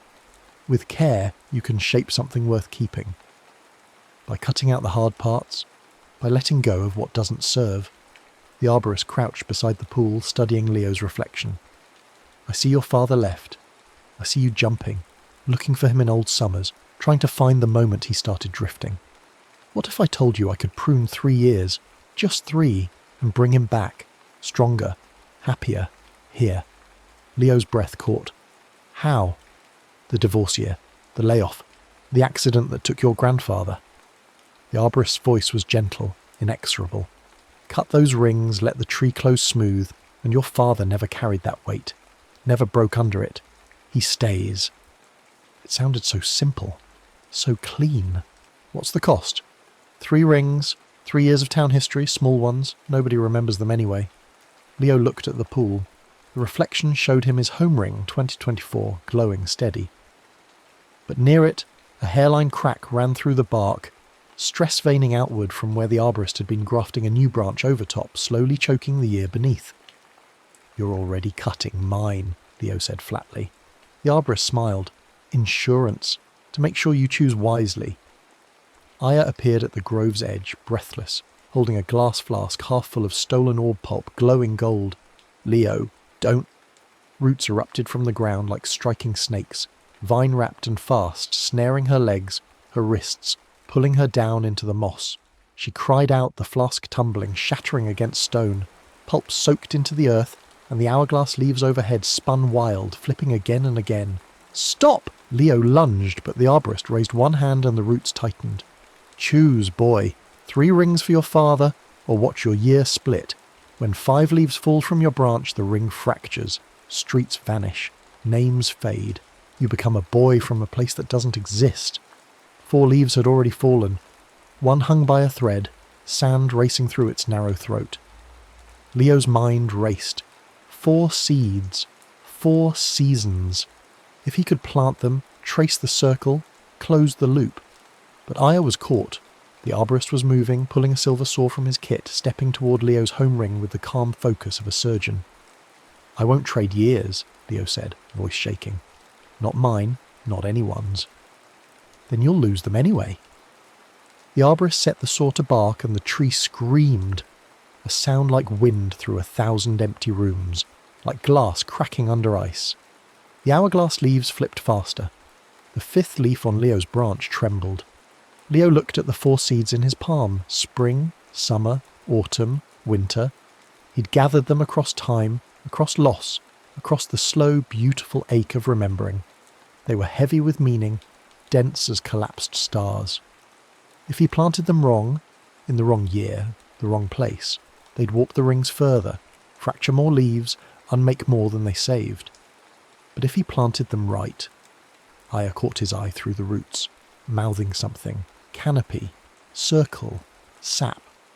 Leo understood.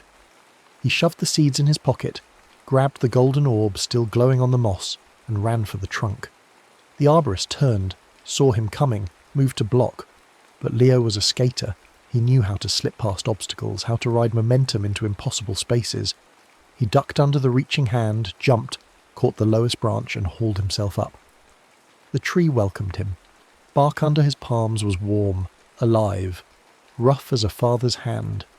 He climbed fast, breath burning, arms screaming, up through the bronze filigree toward the canopy where the hourglass leaves hung like a constellation of falling time. Wind rose, howling through the grove, whipping the branches. Below, the arborist shouted something Leo couldn't hear over the roar. At the crown, Leo tied the 4 seeds onto a length of torn shoelace. Spring, summer, autumn, winter, and looped it around his wrist. The reflection pool was a silver coin far below, the rings glowing bright as welding sparks. His home ring, 2024, pulsed at the trunk's southern quarter, cracked but still whole. He needed to touch each cardinal direction, needed to close the circle. Leo gripped a swaying branch thick as his waist and began to move, pendulum wide, riding the wind's rhythm. He stretched out, east first, pressed the spring seed to the ring's eastern edge. The bark drank it, pulled it inside, and he felt the ghost memory of wet earth, of daffodils breaking through. He smeared sap in a glowing arc marking the curve. The hourglass leaves slowed, west next. Leo swung hard, momentum carrying him across the crown. The summer seed pressed home, and for one fractured instant he felt sand again, hot and real under his palms, his father's laugh rising over the surf. Another arc of sap blazing gold. South, the autumn seed. He tasted cider, sharp and sweet, heard leaves crunching under boots that were his and also his grandfather's. The sap glowed ember red. North, the final seed. Winter, the hardest. He reached, stretched, fingertips just brushing the bark, and the branch cracked. He fell, caught himself one-handed on a thinner limb that bent, then held. Leo dangled, breath gone. The winter seed clutched against his ribs. Below, the arborist's saw screamed through wood. The fifth leaf hung by a single grain of sand. Aya's voice, hoarse and fierce. "Plant it, Leo!" He swung himself up, back, knees, hands, and lunged, pressing the winter seed to the northern ring so hard his knuckles split. Cold flooded through him, crystalline and pure, the memory of snow sparking under streetlights, his father pulling him out of the drift, alive and laughing and there. Leo traced the final arc of sap completing the circle. The hourglass leaves froze, flipped together all at once in perfect unison. The tree surged, roots exploded from the ground, surging upward, wrapping the arborist's graft branch and tearing it free. The stolen pulp in his coat burst, bleeding firefly sap that soaked back into the bark, years returning to their rings. The arborist staggered, aged, suddenly old in a way that had nothing to do with years and everything to do with emptiness. The silver tools clattered to stone. Aya's roots released. She gasped, rolled free. Leo slid down the trunk, palms raw, and landed hard on the moss. The grove was silent now, just the soft flip of hourglass leaves resetting, grains falling slow and steady. The arborist looked at him, face hollow. "You chose wrong." "No," Leo said quietly. "I chose to let it stay." Even the day he left. Leo pulled the note from his pocket, read it again. Had to go. You understand. He didn't. Maybe he never would. But the ring was intact now, every scar and crack and ugly moment still there, glowing faint in the bark. Even that, Leo said. The arborist faded, not vanished, just thinned, like watercolour bleeding into white paper, until he was smoke and shadow, and gone. Aya stood, brushed moss from her knees and picked up the shattered graft branch. "We should plant this," she said. "Somewhere safe. Let it grow right." They dug a hole at the grove's edge and buried it, marking the spot with a smooth stone labelled in Aya's careful hand. Let grow. When dawn broke over the quarry woods, Leo felt it. Summer on his skin. Warm and real. The scent of mint from the green orbs, sharp and alive. He breathed deep and tasted cider on the back of his tongue, felt snow sparkle in his memory like stars behind closed eyes. His phone buzzed. "Coffee at noon?" "Dad?" Leo smiled. The message was small, uncertain, maybe a beginning or maybe just a moment, but it was real. It was his. And he could trace the ring around it now, a full circle, and know it held. In his pocket, the tree had left him a gift. One clear orb with no seed inside, just warm light that rolled smooth as a marble and never dimmed. A keepsake, a reminder. Aya slung her backpack over her shoulder. "You good?" "Yeah," Leo said, and meant it. They walked out of the grove together as the hourglass leaves flipped slow overhead, counting minutes the way minutes should be counted, one grain at a time, falling forward, never back. The timeline tree stood patient in its limestone sink, rings glowing soft in the morning, and somewhere far below, in the reflection pool, the map of years shimmered whole. Leo traced the scar on the bark one last time. Their year, 2024, unbroken. It held. The next story is about to begin. Please relax and enjoy.